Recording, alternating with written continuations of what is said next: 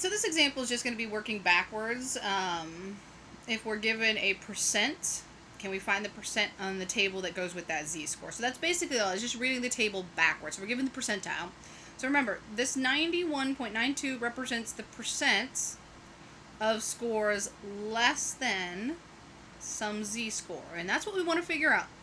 What z-score is bigger than 91.92% of all of the other scores? Well, you go to the table and you go to try to find 91.2, and sometimes it's just find the closest value. All right, this one actually comes out exactly. It's exactly 1.4, right?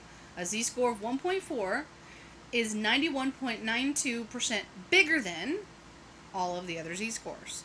Then it's bigger than 91.92% of all of the other z-scores.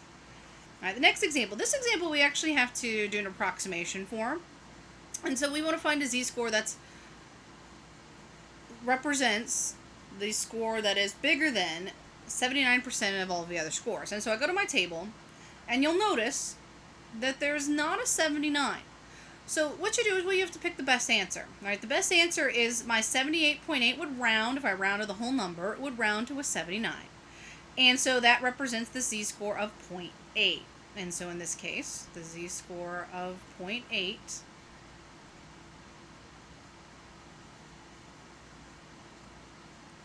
79%. I mean, again, it's bigger than 79% of the scores. All right, or 79% of the scores lands below it. That's another way you can say it. So 79% of the scores are below a 0.8. Roughly, because I did have to use a round. All right, this one again, this one I have to do a little work. Remember, the table is the percent below, right? This is the table value. I don't want to look up the table value 24.2. I need to figure out the table value. So in order to figure out the table value, remember the whole thing is 100%. 24.2 is to the right, so I need to figure out what's to the left, what's below it. And so to do that, you take your 100% minus the above percent, the 24.2, and that'll give you the percent that I need to look for in the table. All right, the percent below that particular z-score, which comes out to be 75.8%. And so this is what we're going to look up in the table. We're going to look for the 75.8%. All right, so again, 75.8% puts me there. So the z, and it's exactly what it is. So that z-score represents 0.7.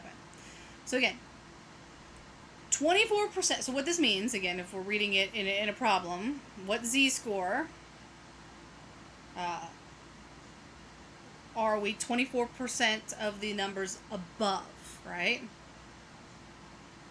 Or 24.2% of the scores above. All right, which turns out to be, it's a 75% of them below that, and so it's the z-score of 0.7. So again, you basically look for the percent. Remember, the percent on the table always represent the scores less than it, and so when we're looking them up, we always have to make sure we know what the below area is, below percent is. All right, so that finishes it. That's just a brief in case we have to work backwards, and I believe there might be one or two homework problems where you have to do that.